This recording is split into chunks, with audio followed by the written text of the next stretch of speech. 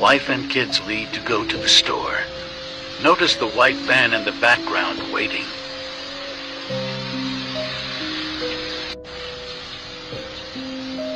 The van left after my wife did, and returns as they are pulling into our driveway. He pulls up quickly, blocking the road and my wife from leaving, but was spooked when I walked out of the garage.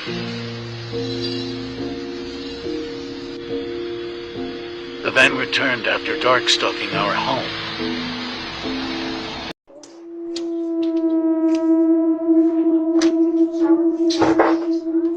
Go shower really fast. I need you to go shower. Please, Daniel. Who's that?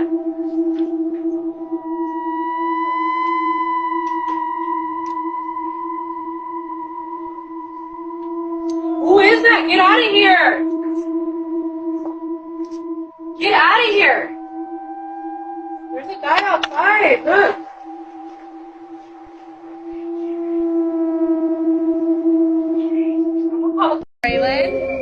Braylon? What's happening with your car?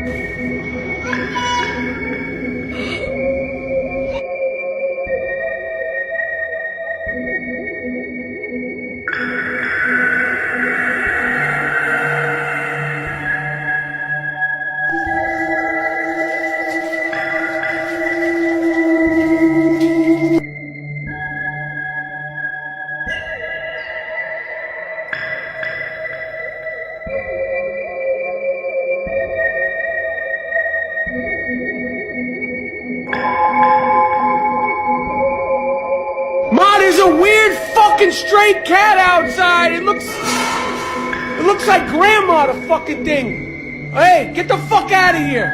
I mean,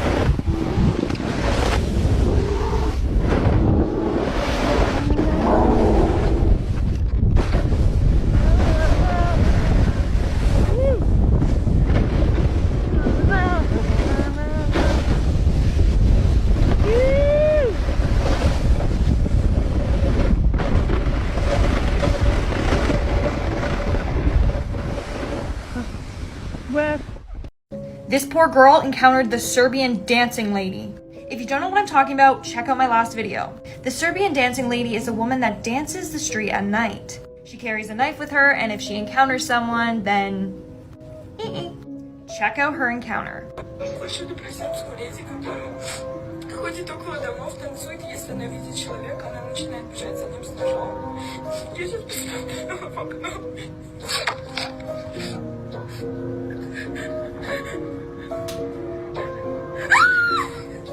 It's believed to be bad luck if you make eye contact with her, which she did. It's scary because there's been so many sightings of this lady recently. What do you guys think about this? Let me know in the comments below. Stay safe. For more scary content, check out my YouTube channel, link in bio. Indeed, this is Megalodon. Came across some footage that was shot in Hawaii. Now, it wasn't recently, it was about 4 years ago, but it definitely caught our attention. The video was shot by a father and a son.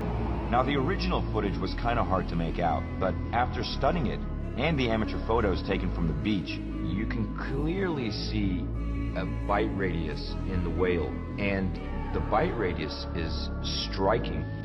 From the vantage point of the kid's camera, the whale looks to be almost bitten in half. It's absolutely insane.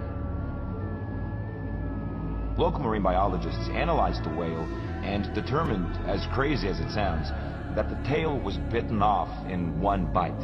Now, this is significant because the biting off of a tail is a specific trait of only a few underwater predators, the mako shark being one of them. But there's only one underwater predator that would be able to bite the tail off of a whale this size, like has been done. This is why I would never hire a stranger for a kid's birthday party. And if the photo's not bad enough, the mystery behind it is so much worse. And a reminder before I dive in that if you like all things spooky and true crime, check out my podcast. There's a link to it in my profile. So in the 1940s, the McLaren family in Houston, Texas was having a birthday party for their daughter, Rose. They hired a clown for the party, but an hour before the party started, they get a call from the company saying that the clown they hired was no longer available. They were going to send someone else in his place. And the parents were like, okay, fine, whatever. But then this man shows up to the party. And the kids are all terrified of him. No one really wants to take photos. The man stayed at the party for about 20 minutes and then just disappeared. But get this. After he left, the clown that they hired showed up to the party. And he apologized for being late. And the mother is like, what are you doing here? You canceled on us. And the clown's like, no, I didn't. And it was at that moment that one of the parents noticed that this little boy pictured here was missing. The little boy was never found, and the identity of this man remains a mystery even today.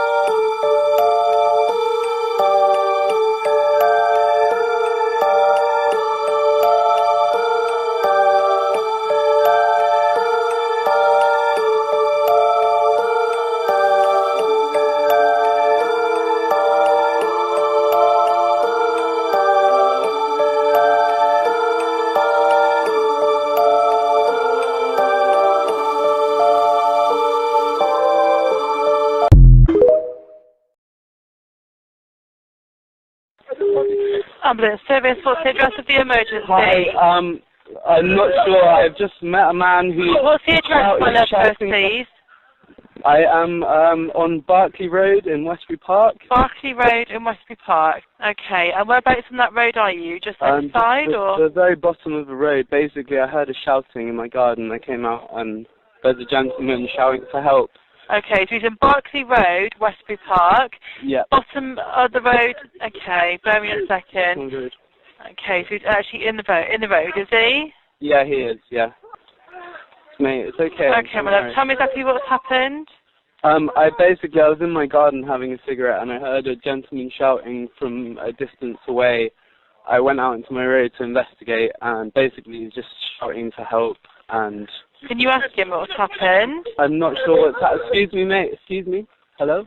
Yeah. What's happened, please? Somebody threw acid or something over his face. Someone threw acid over his face, apparently. Said acid thrown over his face? Yeah. Okay, bear me a second. Is the attacker still nearby? Is who did it to you, please? His ex. Alright, my love. Is she still there? Has she gone? Is he or she still here? I don't know. He doesn't. That's okay. That's all right, my love. Don't worry. Yeah, okay. He's on the way. So you have acid thrown over his face? And body, yeah.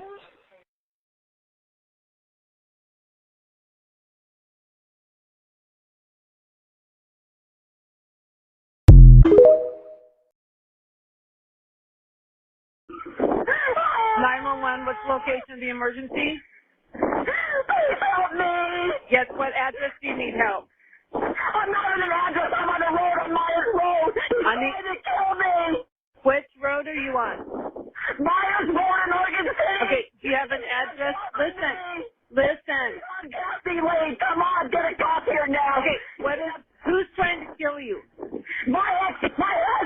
He's trying to kill my pickup truck. Okay, what? He's trying to kill me. Come on. And what kind of gun does he have? Ma'am? Ma'am? I've got... Ma'am, take a deep breath so I can understand you. Ma'am? I've already got help coming. I need you to tell me wire and what? On plan. I'm on plan. Wire. Just a minute. I'm walking. He shot me. Okay, you're on fire at Glenview Court? He shot me. Okay, where did he shoot you? In the chest. In the chest? He's over there.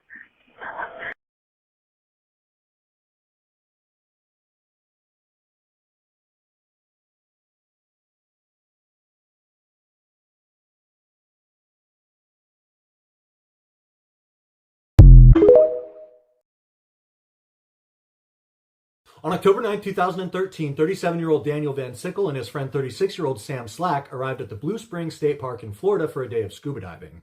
It's a beautiful location for this. The water is crystal clear. It's a relatively easy dive until you get down to about 60 feet or 20 meters when it narrows into some limestone crevasses and caves, which extend down to about 120 feet or 36 meters deep. But you're not supposed to be down in those caves if you're not cave certified. And Sam Slack was not cave certified. In fact, he was only an open water diver with very little experience. And as an open water diver, which is the first level of certification, you're not supposed to go below 60 feet, period. So when the men arrived, they actually had to sign paperwork stating that they would not go down into these caves or below 60 feet, period.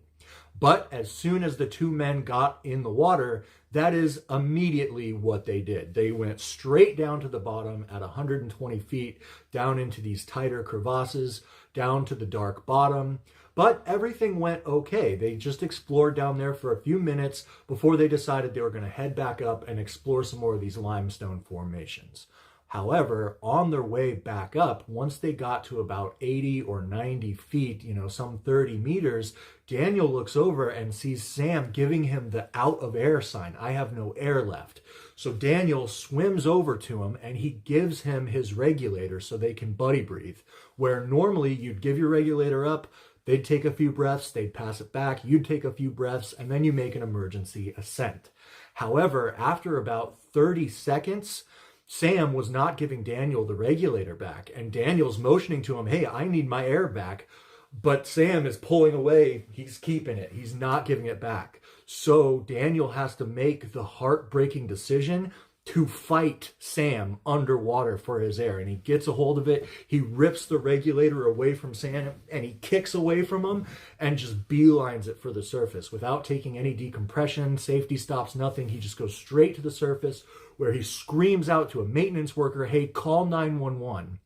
And then bravely, he goes back down to get Sam. And he finds Sam floating on his back about 100 feet, some 33 meters under the water, just floating there lifelessly. And he grabs Sam, he brings him up to the surface where Daniel tries to give him mouth to mouth along with another maintenance worker.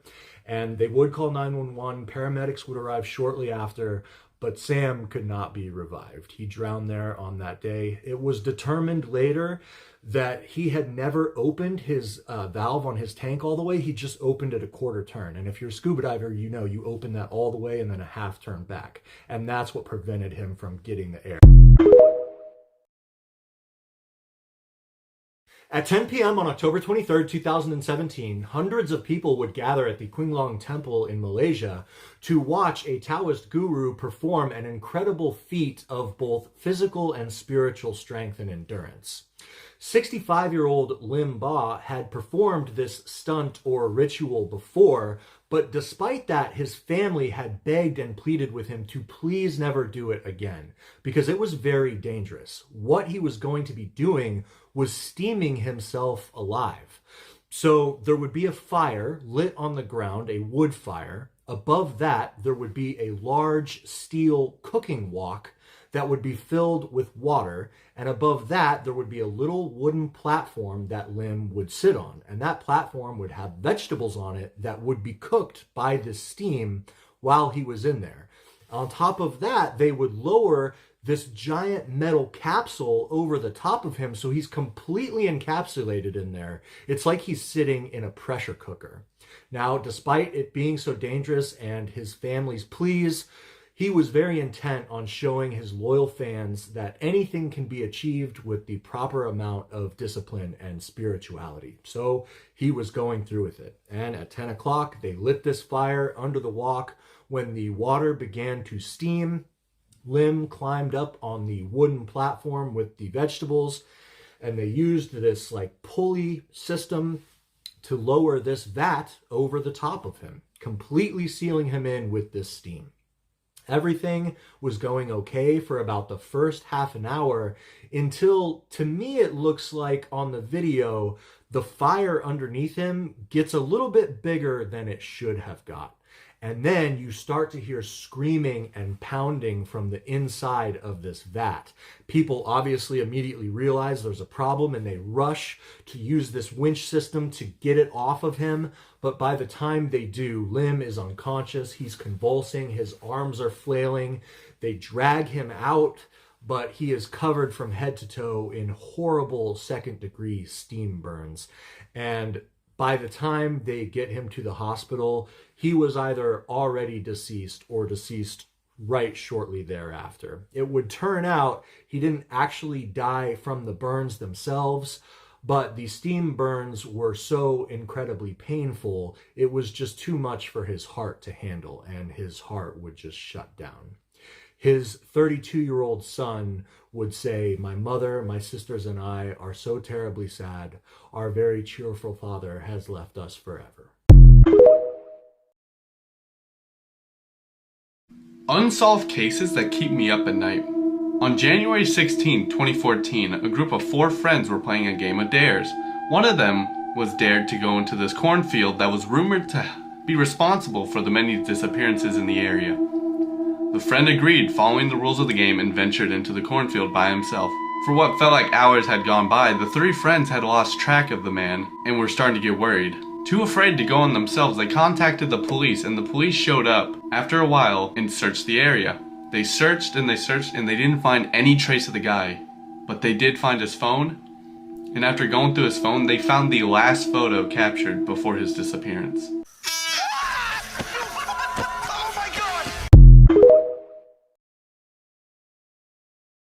There's actually a dark, terrifying origins to the Amber Alert. This happened in 1996 in Arlington, Texas, and it was a little girl called Amber Hagerman, who was 9 years old, and she was riding her bike at her grandparents' house along with her brother Ricky. Next to the grandparents' house was a supermarket, which was abandoned. Basically, they were riding their bike there, you know, having fun and all. The little brother decided to go back to the house, so she stayed at the parking lot. That's when a black pull-up truck pulled up to her.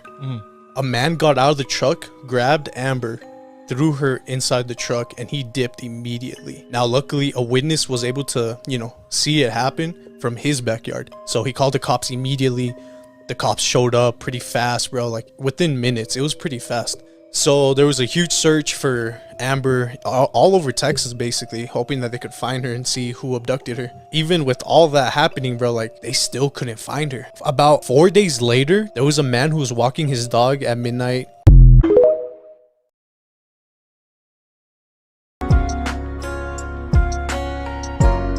I said, whoa. It put tears in our eyes when we walked in there. It was that obvious. That is a charge called homicide, felony murder. It is life without parole. And you said when you found her, she was already believed to be deceased, right? Yes. So you found the child an hour and a half ago? Yeah. And called your lawyer first, correct? Yeah. Okay. What you just heard and are about to hear is some of the most extreme, bizarre, and baffling thinking ever caught on camera. A child's life taken in the most sickening way, and for one reason so unthinkable, you'll have a hard time believing it was actually said out loud. I called my lawyer first thing to ask, what's the next thing I could do. And they said, wait till they're here to call, the police and get that going. Basically, it got to the point where I was waiting so long, I just kind of went ahead and did it anyway. We'll set someone out, we're going to investigate. After placing the call to emergency services, Seth and his wife, Tatiana Fasari, were escorted to the police station in Kent County, Michigan, to answer some questions about what happened to their child. It's important to know that both were there voluntarily and not under arrest at the time of these interviews that have never been seen before. The interrogation room is stark, with bare walls, only outfitted with uncomfortable chairs and a table. There are no distractions. All of this is intended to make the person in the room uncomfortable and uneasy. That way, they're dependent on the interrogator to provide them comfort with things such as food and water, or even other favors such as cigarettes or compliments. This gives the interrogator leverage. Seth appears to be nervous as he sits and fidgets. Most people are nervous in an interrogation room, so none of this is really surprising. However, given the situation, his behavior is a bit odd.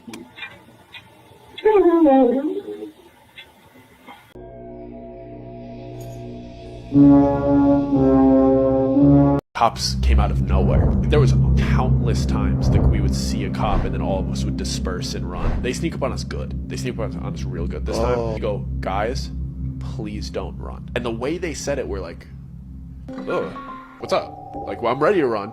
Tell me why you said it like that. But they're like, we do not care that you're drinking. Don't run deeper into the woods. Stay in this group, and we're all going to leave together. And we're like, okay. Because they said it in a way that was like pleading. They didn't do it in like a, hey, get over here. They did it in a, I'm an adult, listen to me right now. Do not run into the darkness of the woods. Stay right here. We do not care that you're drinking. We need to leave right now together. These cops are paranoid. Like, you felt that it was adults making sure that these children were okay. That was the vibe. Go to one of the parks. Like, they know the area. They know the other places we drink at. Go here, go there. We don't care. Do not go back in the woods tonight. Please. And they don't tell us. So then we find out a few weeks later, the reason they were like that night is because within like 100 yards of us, if one of us went to go take a piss, they would have seen somebody hilled and hung from a tree. This never got on the news and nothing like that. But we found out that that's what it was. That somebody was beaten and murdered within 100 yards of us, fresh. Crazy, why do you guys go there? What is wrong with you guys?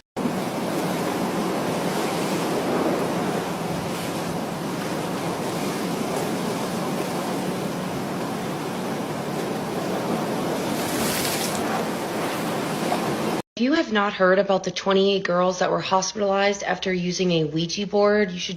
I wholeheartedly believe this. Like, Ouija boards are so scary. I had one experience that was so traumatizing. I will literally never touch it again. It happened years ago, and I still think about it. Basically, what happened is, I'm gonna literally talk super fast so I can get it all in one video, but basically one of my friends had a little get together like years ago. This was like 3 years ago. So basically I had a little get together and it was a few of us, and we were talking about ghosts. There was a point where we were talking about ghosts. There was wine included, but I had like 1 glass of wine, okay? So I was not drunk, nothing like that. So I had 1 glass of wine. We were all sitting there talking about ghosts, like all that kind of stuff that girls do. And then she goes randomly, she goes, oh, hey, like I have a Ouija board in my closet. Like, who wants to do it with me? All of my other friends were like, absolutely not, absolutely not. And I have been raised with, you don't touch any of that stuff. I don't know what kind of stupidness took over me that night, but something took over me that I was like, oh my God, yeah, let's do it. So basically it was like me, her, and I think it was another friend. And I remember doing this thing and taking it very seriously. Like, I really wasn't taking it as a joke. And I told my friends, I was like, guys, like, don't be moving the thing to like try and be funny, like for real, for real. If it works, it works. And if it doesn't, it doesn't. So I know that there's a way that you're supposed to, you have to say hello and goodbye to it or whatever, because if you don't, you can like leave open doors to like things to like haunt you and stuff like that. So it's like super scary. So basically we did it for a while and honestly nothing happened. Like nothing happened. No one was moving it. So I was kind of like, oh, whatever, like nothing Nothing occurred. So then we kind of like did it for a while, and since nothing was happening, we put it away, and honestly I forgot about it. Like, it was like 3 hours later, we were hanging out, I completely forgot about it. I wasn't like scared of anything because nothing weird happened when we were doing it. Okay, keep that in mind. So fast forward, it's like 3 a.m. it's time to go home.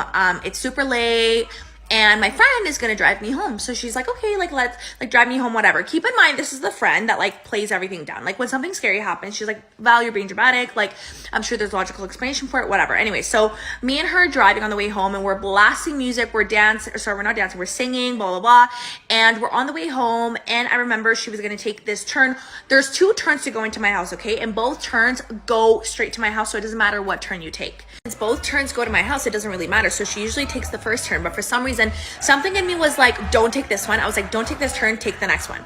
And I remember she was like, why? Like, she looked at me, she's like, why? I'm like, she's like, it doesn't matter, they both go to your house. And I was like, I don't know, just take the next one.